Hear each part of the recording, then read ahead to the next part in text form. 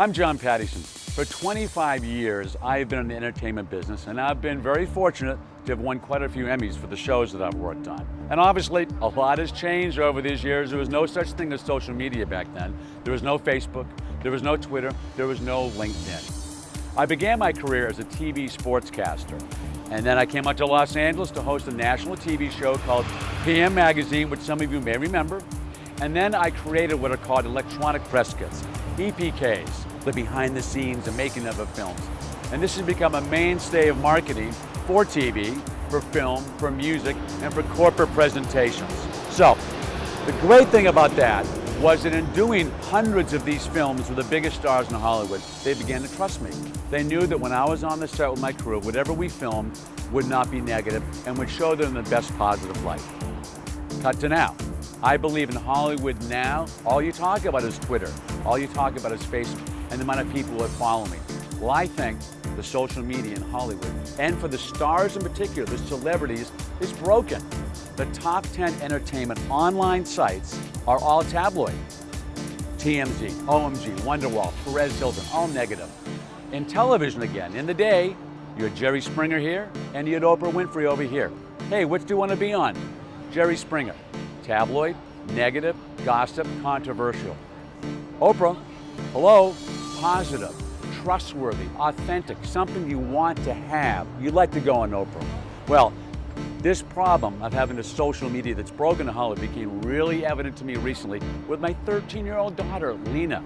She went online and she was trying to find information about her favorite and the biggest pop star in the world, Justin Bieber. Like most people, when Lena went to find information on Justin Bieber, she went to Google and typed in Justin Bieber's official website. What happened? A fan site popped up full of gossip. How about Justin Bieber's latest video? Almost everybody goes to YouTube.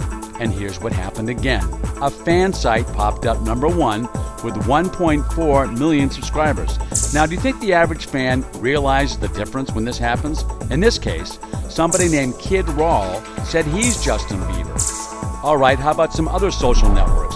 Let's go to Facebook. Once again, there are hundreds of fan or just fake sites with over 20,000 likes in each one. How do you know the difference? How do we know which one of these sites on all these networks are the right one? Twitter. Here's what popped up #1 on Twitter. The Bieber Desire. Get this. By the same person who was the #1 site on YouTube. Speaking of YouTube, here's what really freaked me out. Lena wanted to find out about other members. She clicked on this picture and look what happened. You can imagine when I saw this, I could not believe it, let alone thinking that a 13-year-old or even younger would see this same thing. Now, Justin Bieber is not alone, believe me, in having this problem. Ashton Kutcher, Ashton, who's the poster child for new media and social media, doesn't even own AshtonKutcher.com or .net or .information. None of them. Brad Pitt takes you out to Paramount Pictures. And Britney Spears, if you happen to spell her name incorrectly, it's a dead website. This is an ongoing problem. How do fans find and search their favorite celebrity? Well, there is a solution, and it's called OrionNation. So when we looked at things, what we realized the problem with social media was less about the tool set and more about really the disconnect between fans and celebrity and that authentic way to communicate. What we have at OrionNation, Orion again is a constellation of the brightest stars, and it lets the stars really shine brighter. And what we've got, I mean, it's on a couple screens here, but we've got the ability for celebrities to authentically post content, and it comes up as latest, featured, and most popular videos, photos, music. And the difference really is when a fan's trying to find a celebrity, there's so much noise out there. If a fan could say, where do I go to legitimately find what my celebrity's doing? Not only what they're doing, but maybe how do I find their official sites? And when you look at a celebrity has to say, if I want somebody to see pictures of me and my family, we'll use David and Victoria Beckham as an example. Would fans rather see David and Victoria through the bushes, or David playing in the backyard with the kids and Victoria giving a tour of her closet? Brad Pitt has his charity in New Orleans.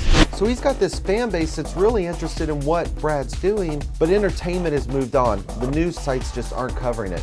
So we looked at OrionNation being able to solve a real critical problem between what we say is wrong with social media, which is the disconnect between fans and celebrities, giving celebrities that control to post pictures, video content, and to aggregate that content in areas of their life we call channels.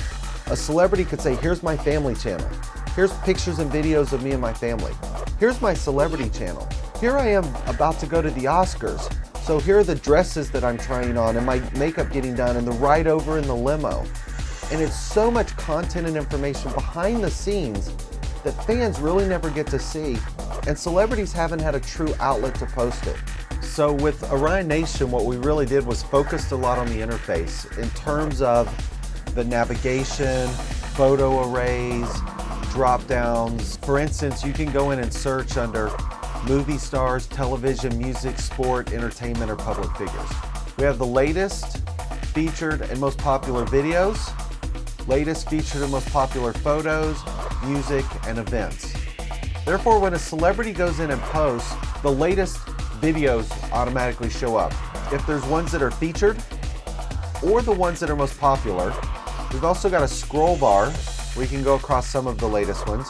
Same thing on photos, same things on music. And for instance, here's Ben Silverman. This was a fascinating shoot because Ben went with a friend of his, Jeff Marinelli. They did a charity event. This is something no press really covered, but it was something Ben was really excited about, Jeff was excited. And it's not only things like this that are interesting. Let's look at latest, featured, and most popular photos. Here's Tatiana Ali. Good example. Some of you may remember Tatiana from Fresh Prince of Bel-Air. She was the younger daughter. And really, this was a photo shoot for Tatiana. And the way OrionNation's laid out, here's the latest picture from Tatiana. I can see here there's other pictures that you can scroll through. It's created as a photo array. If you look at it and say, I really like Tatiana, here's her profile picture. So this picture is gonna take you to the profile for Tatiana Ali. This is her profile page. And we have this unique application that we call channels. The way the channels are organized, these are photo shoots.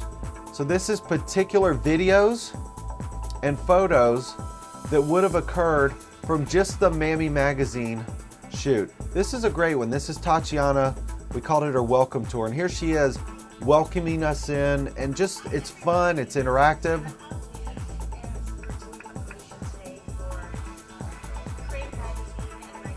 Again, so what you can see is a lot of interaction with the celebrity, a lot of interaction and content for fans that fans don't normally get to see.